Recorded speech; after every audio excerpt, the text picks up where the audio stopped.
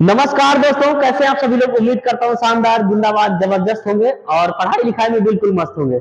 मैं कृष्णा सर आप सभी का स्वागत करता हूँ आपके इस प्यारे से प्लेटफॉर्म पे जिसका नाम है यूनिक स्टडी विद कृष्णा में। तो अभी हमने जो है कुछ दिनों से ज्यामिति चैप्टर स्टार्ट किया था और उस ज्यामिति चैप्टर को हमने कंप्लीट पढ़ लिया टोटल 7 लेक्चर में, है ना। इतना ज्यादा समय मैं किसी चैप्टर को नहीं दिया था क्योंकि ये उस लायक था।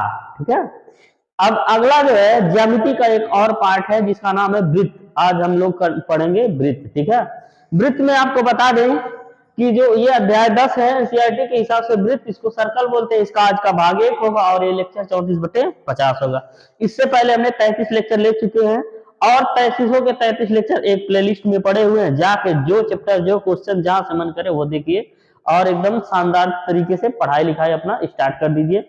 तो चलिए शुरुआत करते हैं बिना किसी देरी के। तो सबसे पहला हम लोग समझेंगे वृत्त होता क्या है। ठीक है, वृत्त जब समझ लेंगे होता क्या है, उसके बाद उसमें से जो चैप्टर से रिलेटेड रहेगा उसी के बारे में हम डिस्कस करेंगे। तो सबसे पहले आपको बता दें वृत्त होता क्या है। वृत्त एक निश्चित बिंदु से, एक निश्चित कोई बिंदु ले लेते हैं, एक निश्चित दूरी, एक निश्चित बिंदु से एक निश्चित दूरी पर खींचे गए बिंदुओं के पथ है। ये बिंदुओं का क्या है, पथ। खींचे गए बिंदुओं के पथ से जो आकृति बनती है वही क्या होती है, वृत्त होती है। और इसके बाद जो निश्चित बिंदु होता है उसको वृत्त का केंद्र बोलते हैं और जो निश्चित दूरी होती है उसको वृत्त की त्रिज्या बोलते हैं। इसको वृत्त की क्या बोलते हैं, त्रिज्या बोलते हैं। इसको आर से डिनोट करते हैं, इसको सी से डिनोट करते हैं। और जो खींचा गया बिंदुओं का पथ होता है उसको जब मिलाया जाए तो वो वृत्त की परिधि कहलाता है। क्या कहलाता है, वृत्त की परिधि। ये कहलाता है वृत्त की परिधि। ठीक, इसको हम बहुत ज्यादा डिटेल में अगले वाले चैप्टर में पढ़ेंगे क्योंकि क्षेत्रफल इसका क्या होता है मतलब ही नहीं है। इसका जो है व्यास क्या होता है अगले वाले चैप्टर में वृत्तों से संबंधित क्षेत्रफल कैसे कैसे निकाला जाएगा, लघु त्रिज्यखंड क्या होगा, दीर्घ त्रिज्यखंड क्या होगा, लघु वृत्त खंड क्या होगा, वो सब जो है हम अगले वाले चैप्टर में पढ़ेंगे। यहाँ हम सिर्फ और सिर्फ ज्यामिति से रिलेटेड चीजें पढ़ेंगे। तो वृत्त होता क्या है सबसे पहले जान लीजिए कि अगर मान लेते हैं एक निश्चित बिंदु लेते हैं, इस निश्चित बिंदु से एक निश्चित दूरी पर खींचे गए बिंदुओं के पथ से मिलाने के बाद जो आकृति बनती है वही क्या कहलाती है, वृत्त कहलाती है। तो समझ में आया होगा, इसकी परिभाषा लिखने की जरूरत नहीं, अगले वाले चैप्टर में लिखवाएंगे। ठीक, वृत्तों से संबंधित क्षेत्रफल। अब देखिए हमको इसमें आपके चैप्टर में क्या पढ़ना है, एक वृत्त तथा एक वृत्त तथा एक रेखा, यानी एक वृत्त लेंगे और एक रेखा लेंगे। उस रेखा को हम क्या करेंगे, स्पर्श कराएंगे या तो प्रतिच्छेद कराएंगे। क्या क्या स्थितियां बनेंगी वो हम समझेंगे। एक वृत्त तथा एक रेखा द्वारा बनने वाली विभिन्न स्थितियों के बारे में हम जानकारी लेंगे। विभिन्न स्थितियां, बस अभी ये शुरुआत है, बस देखते जाइए होता क्या है। बहुत आसान चैप्टर है, 2 से 3 लेक्चर में इसको कंप्लीट कर दिया जाएगा। ठीक है, तो सबसे पहले आपको इस वृत्त को मिटाना पड़ेगा और इसके बाद जो 3 स्थितियां बनेंगी उसको हम समझेंगे। 3 स्थितियां क्या क्या होती हैं, इसकी कुल 3 स्थितियां हैं। इसकी कुल 3 स्थितियां हैं।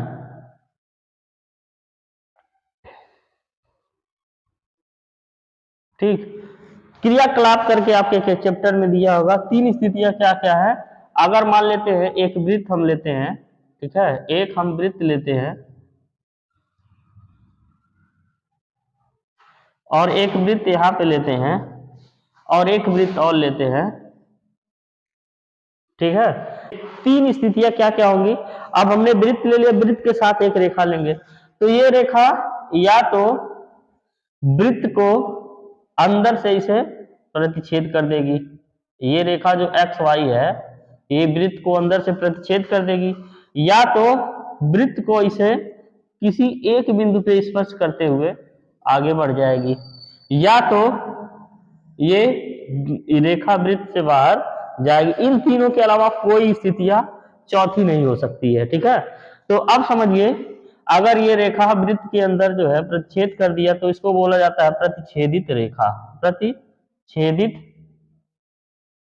छेदित रेखा या छेदक रेखा भी बोलते हैं।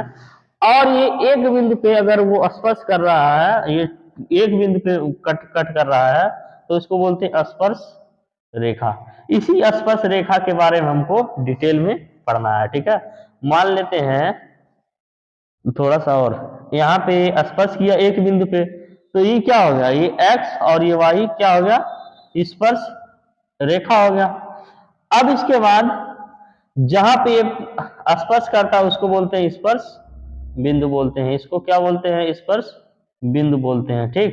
तो अगर मान लेते हैं ये P है, ये आपका क्या है, केंद्र है C, और त्रिज्या भी हो सकती है ये R, ठीक, ये त्रिज्या R है। अभी इसमें कुछ रिलेशन होगा बताएंगे। तो ये भी केंद्र है, ये C है, ये त्रिज्या है, ठीक है। अब ये बाहर बाहर से रहा, इसको क्या बोलेंगे, अप्रतिच्छेदित रेखा। अप्रतिच्छेदित रेखा,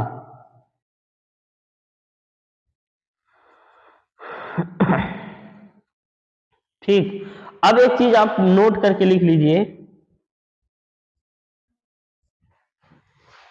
कि नोट करके ये लिखना है कि अगर मान लेते हैं एक वृत्त है, क्या है, एक वृत्त है, इस वृत्त से, इस वृत्त के किसी भी एक बिंदु से अगर बहुत सारी रेखाएं खींची जाएं, कितनी रेखाएं खींची जाएं, बहुत सारी रेखाएं खींची जाएं, ठीक है। एक इधर से खींच लिया जाए, एक इधर से खींच लिया जाए, एक इधर से, ऐसे ऐसे कितनी रेखाएं हमने खींच लिया, बहुत सारी रेखाएं खींच लिया। तो जितनी भी रेखाएं किसी एक बिंदु पे खींची जाएंगी उसमें से सभी रेखाएं प्रतिच्छेदित रेखा होगी, सिर्फ और सिर्फ एक ही रेखा स्पर्श रेखा होगी।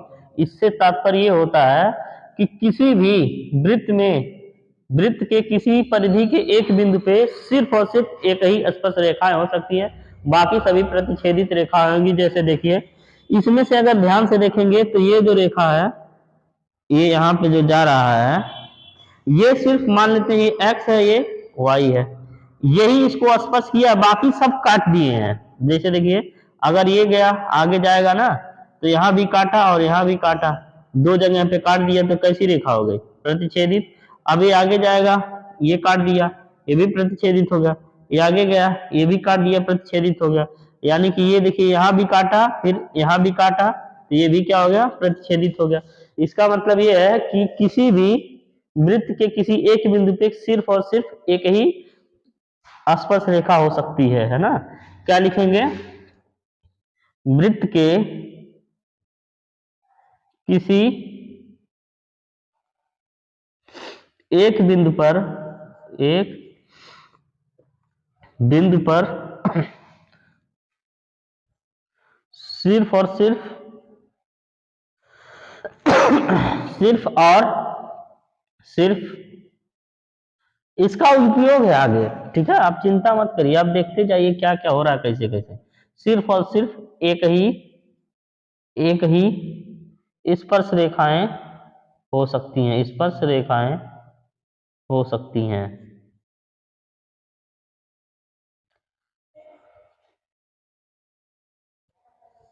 ठीक है। सिर्फ और सिर्फ एक ही स्पर्श रेखाएं हो सकती हैं। इतना आपको समझ में आया होगा, इसको आप क्या करिए, नोट कर लीजिए और हम आगे बताते हैं, ठीक है। इसको मिटा के आगे बताते हैं।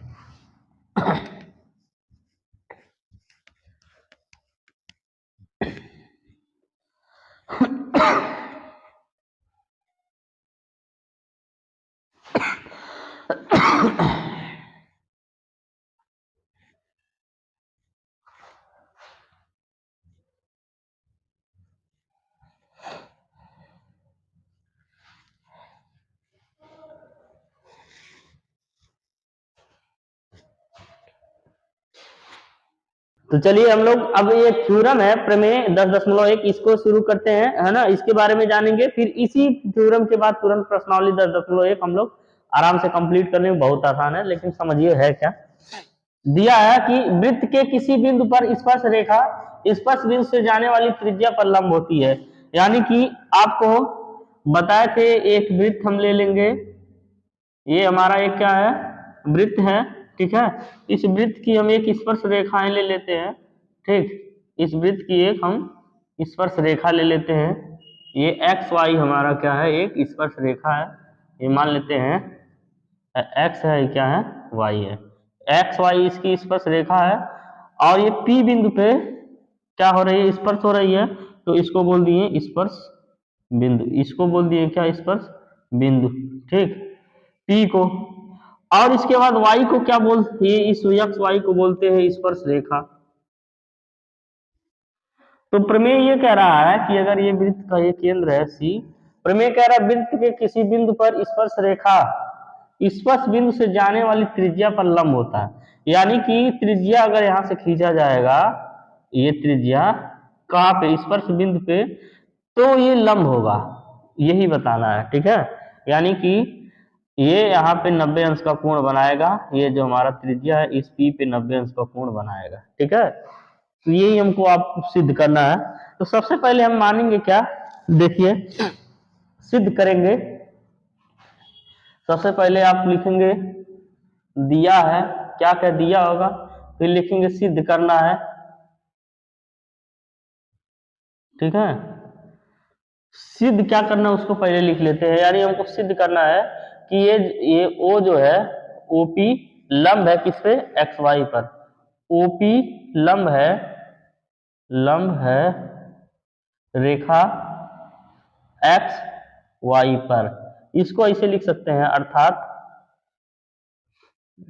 ओपी लंब का ये साइन होता है एक्स वाई, ठीक। यही हमको सिद्ध करना है। अब इसके बाद हमारे पास दिया क्या है, दिया है कि ओ केंद्र वाला एक वृत्त है, ओ केंद्र वाला ओ केंद्र वाला एक वृत्त है, एक वृत्त है जिसकी त्रिज्या ओपी है ना। अब यहां से हम लिखेंगे तथा एक रेखा, तथा एक्स वाई एक रेखा, तथा एक्स वाई एक रेखा है, एक रेखा है जो क्या कर रही है, वृत्त को पी बिंदु पर स्पर्श कर रही है, जो वृत्त को पी बिंदु पर स्पर्श कर रही है। स्पर्श जैसे जैसे हम लिखे, कोई जरूरी नहीं है ऐसे लिखिए, आप अपने हिसाब से बना के लिखिए, मैं भी अपने हिसाब से बना के लिख रहा हूं। देखिए क्या लिखे हैं कि ओ केंद्र वाला एक वृत्त है जिसका ये त्रिज्या ओपी है और एक एक्स वाई रेखा है जो वृत्त को पी बिंदु पर क्या कर रही है, स्पर्श कर रही है, स्पर्श करती है ना। और हमको सिद्ध करना है कि ये जो ओपी है ये लंब है किस पे, एक्स वाई पे। लंब का मतलब यहाँ पे 90 अंश का कोण बनाएगा, ठीक है। तो हम लोग करेंगे एक रचना, तभी सिद्ध होगा। उल्टा मानेंगे, उल्टा क्या है, हम मान लेंगे कि P के अलावा एक और कोई बिंदु ले लेते हैं इसी एक्स वाई स्पर्श रेखा पे, मान लेते हैं Q ले लेते हैं, ठीक है। एक्स जो एक्स वाई स्पर्श रेखा है इसी पे एक बिंदु हम ले लेते हैं Q। अब अगर O को Q से मिला दे तो देखिए क्या क्या घटनाएं होंगी, आप बताइए। सबसे पहले रचना लिखेंगे एक्स वाई पर P के अतिरिक्त एक बिंदु Q लिया तथा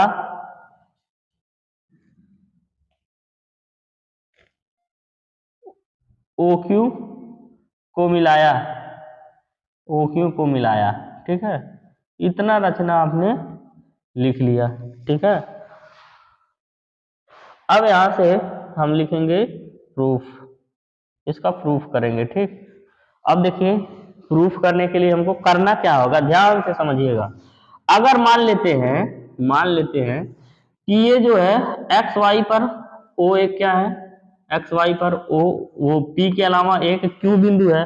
अगर ये क्यू बिंदु वृत्त के बाहर है, अगर अंदर होता तो ये स्पर्श रेखा कभी नहीं होती, ये रेखाएं प्रतिच्छेदित रेखा हो जाती। इसका मतलब है ये क्यू क्या है, इस वृत्त के बाहर है ना। तो ये जो ओ से लेके पी तक है और ये जो ओ से लेके क्यू तक है, ये हमेशा ओ क्यू बड़ा होगा और ओपी क्या होगा, छोटा होगा। अब सिर्फ क्यू नहीं, क्यू के अलावा हम मान लेते हैं कि यही कोई आर बिंदु ले लें, यही कोई एस बिंदु ले लें, यहाँ टी बिंदु ले लें, कोई भी बिंदु ले लें इस एक्स वाई रेखा पे, सभी बिंदुओं में जो हमारा ओपी होगा वो क्या होगा, सबसे छोटा होगा, बाकी सब क्या होंगे, ओपी से बड़े ही होंगे। क्यों बड़े होंगे, क्योंकि ये वृत्त पर है, पी वृत्त पर है, बाकी सभी वृत्त के बाहर है। और अगर मान लेते हैं कुछ समय के लिए वृत्त के बाहर नहीं, हम मान लेते हैं वृत्त के अंदर है, तो वृत्त के अंदर होगा तो ये हमारी अवधारणा गलत हो जाएगी। क्यों, क्योंकि जो स्पर्श रेखा होती है वो कभी वृत्त के अंदर से नहीं जा सकती है, समझ में आया। तो इससे ये पता चलता है कि ओपी ही हमारा जो होगा सबसे छोटी भुजा होगी, इस वजह से ये जो ओपी लंब हो जाएगा किस पे, एक्स वाई पे। यही करना है, यही लिखना है। चलिए लिखते हैं प्रूफ में। सबसे पहले हम लिखेंगे क्यू जो है एक्स, ये वृत्त के बाहर होना चाहिए। लिखिए क्यू वृत्त के बाहर होना चाहिए, वृत्त के क्या है, बाहर होना चाहिए। क्योंकि यदि क्यू वृत्त के अंदर होगा, यदि क्यू वृत्त के अंदर होगा तो एक्स वाई रेखा, तो एक्स वाई रेखा स्पर्श रेखा नहीं, स्पर्श रेखा नहीं रह जाएगी, नहीं रह जाएगी, बल्कि प्रतिच्छेदित रेखा हो जाएगी, बल्कि प्रतिच्छेदित रेखा हो जाएगी।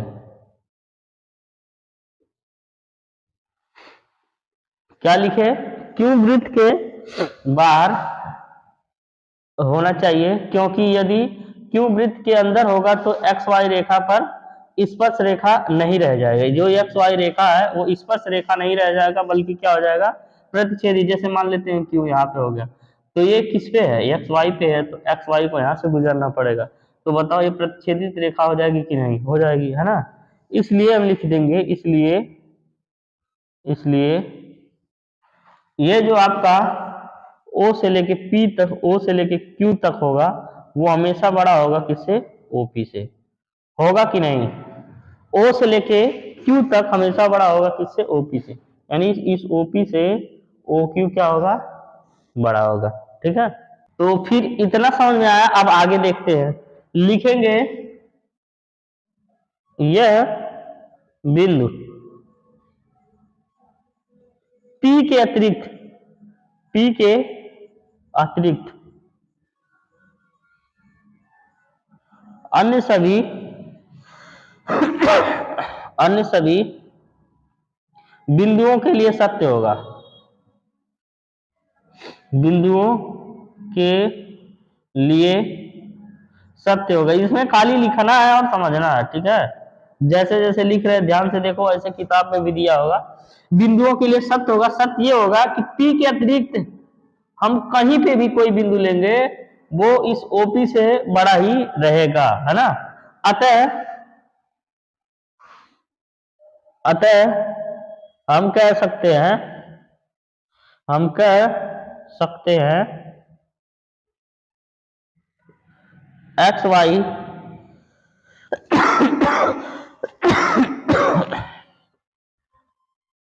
एक्स वाई एक्स वाई रेखा पर बिंदु पी, बिंदु पी सबसे न्यूनतम, बिंदु पी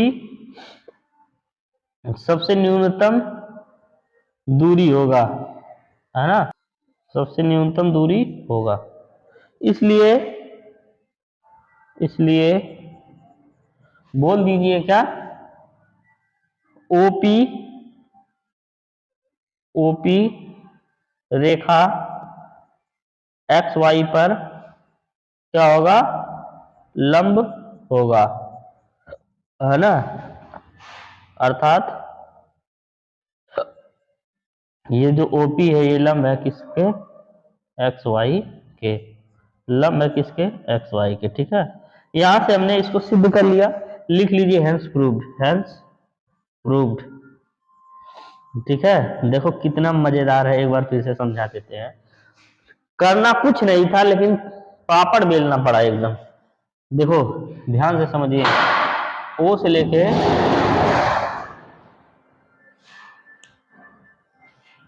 तो थ्योरी सेक्शन कंप्लीट हो गया। अब आइए हम लोग जो है प्रश्नावली 10.1 कंप्लीट कर लेते हैं। इसमें टोटल 4 सवाल हैं, जिसमें हमने जो है 2 सवाल लिख दिए, क्वेश्चन पहला और दूसरा, ठीक है। क्वेश्चन पहले में आपको बताना है कुछ चीजें और दूसरे में रिक्त स्थानों की पूर्ति करना है। आइए समझ लेते हैं है क्या।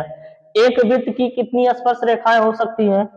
अब आपको बता दें कि एक वृत्त में एक बिंदु पे सिर्फ और सिर्फ एक स्पर्श रेखाएं हो सकती हैं, लेकिन वो क्वेश्चन बिल्कुल नहीं है। इसमें कहा है कि एक वृत्त है, एक वृत्त में ये नहीं कहा है कि सिर्फ और सिर्फ एक बिंदु पे कितनी स्पर्श रेखाएं हो सकती हैं। उन्होंने कहा कि एक वृत्त पे कितनी स्पर्श रेखाएं हो सकती है।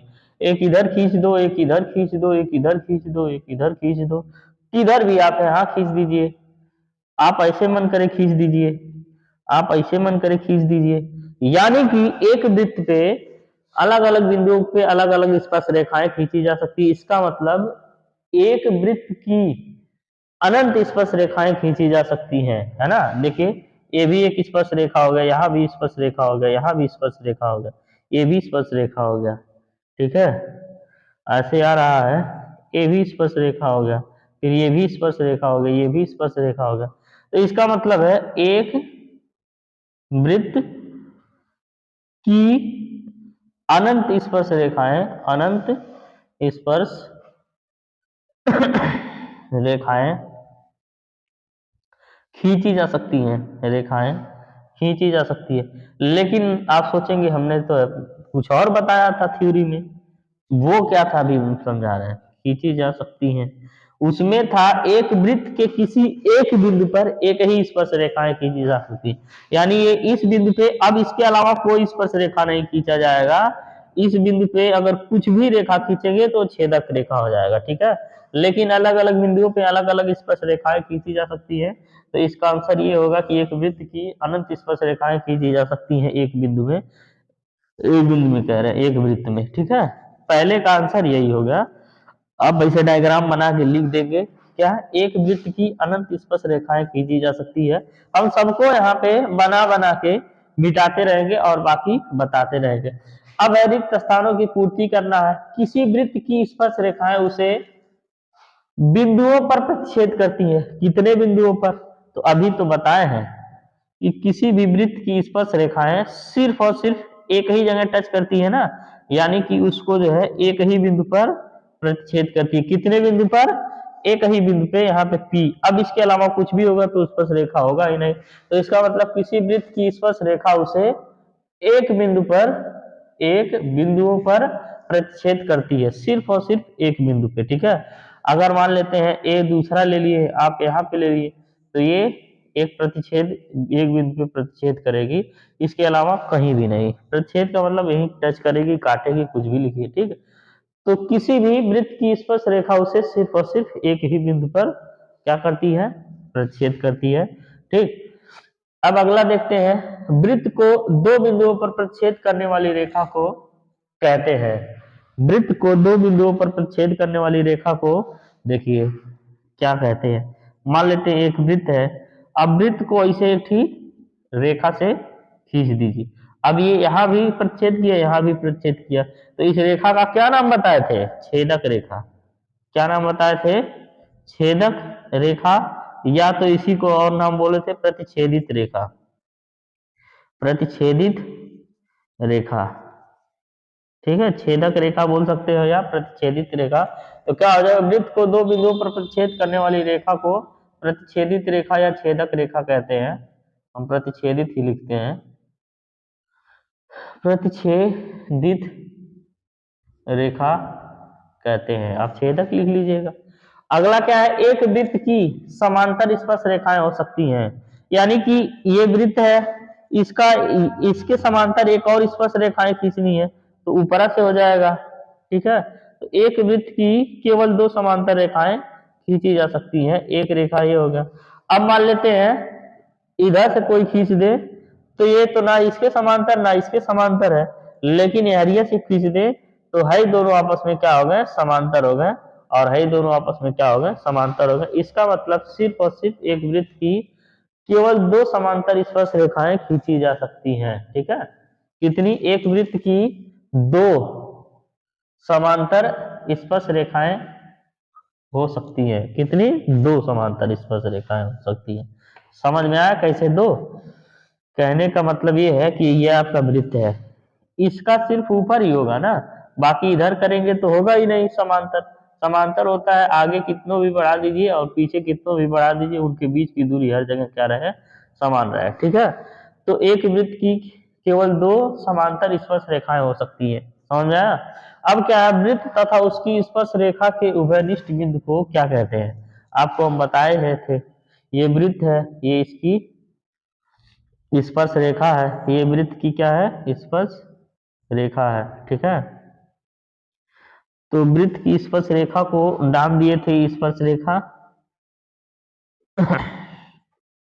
फिर यहाँ पे यही उभयनिष्ठ बिंदु है ना, यहाँ पे आपको बताए थे ये अगर केंद्र है ओ, ये त्रिज्या है आर, तो यही तो उभयनिष्ठ बिंदु है। तो इस बिंदु को क्या नाम बताए थे, जरा याद करो।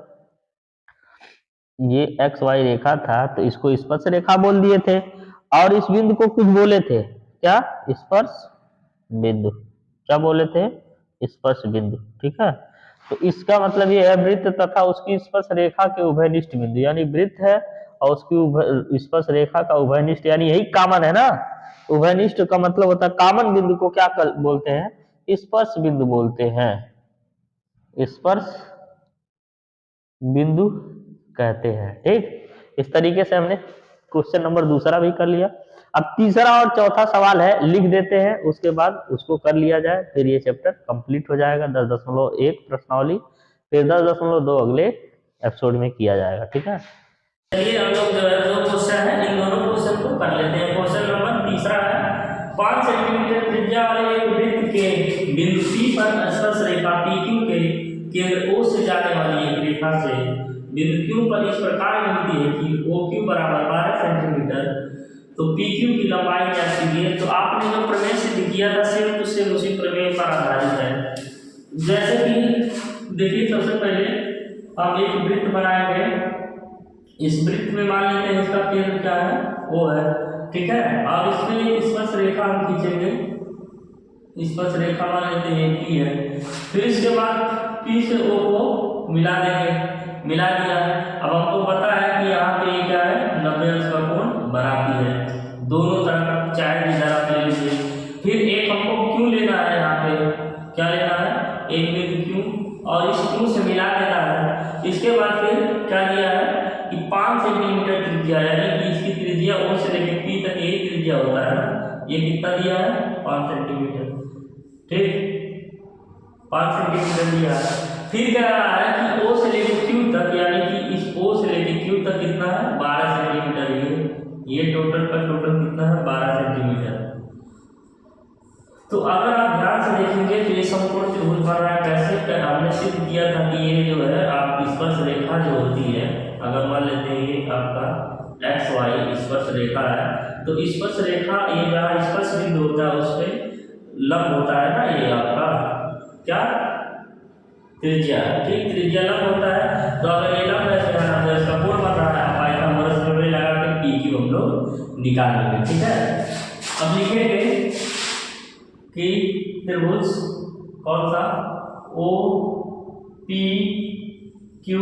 में, त्रिभुज OPQ में लिखेंगे कर्ण का स्क्वायर बराबर, कर्ण का स्क्वायर बराबर लंब का स्क्वायर प्लस आधार का स्क्वायर, लंब का स्क्वायर प्लस आधार का स्क्वायर। तो पाई का स्क्वायर कितना दिया है?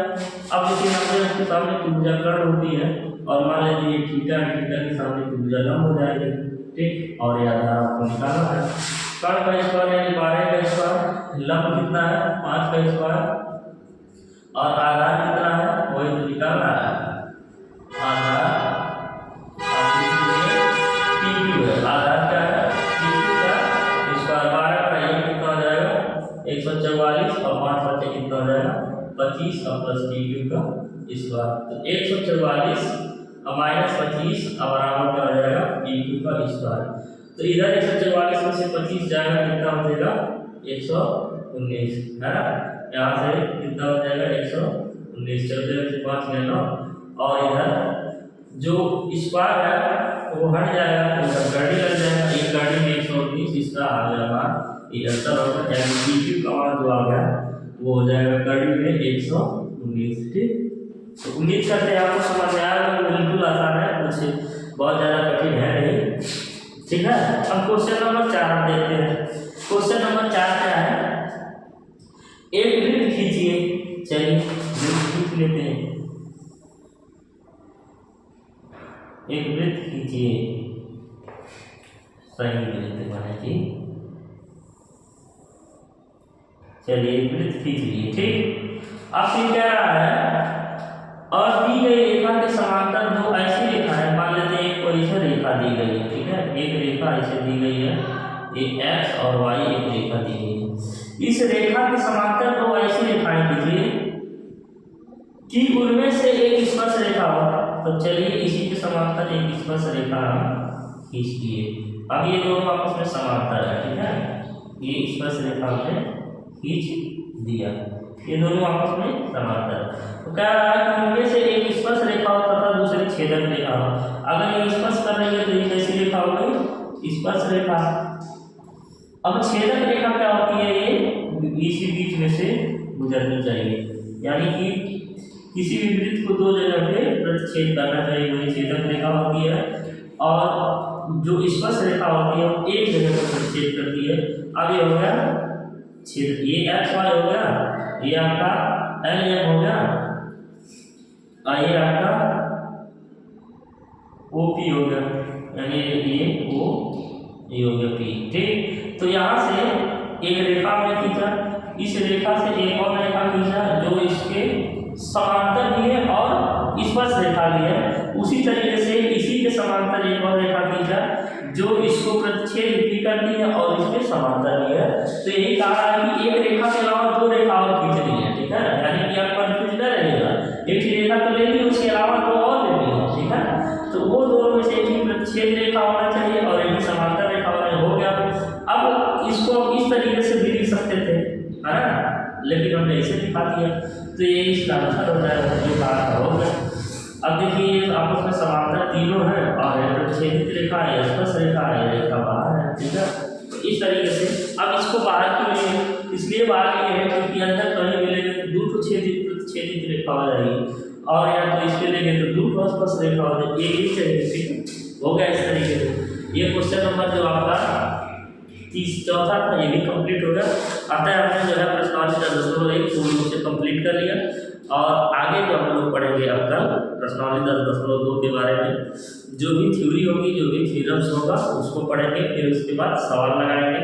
चलिए ठीक है, आज के लिए बस इतना ही, बाकी फिर अब कल होगी। धन्यवाद।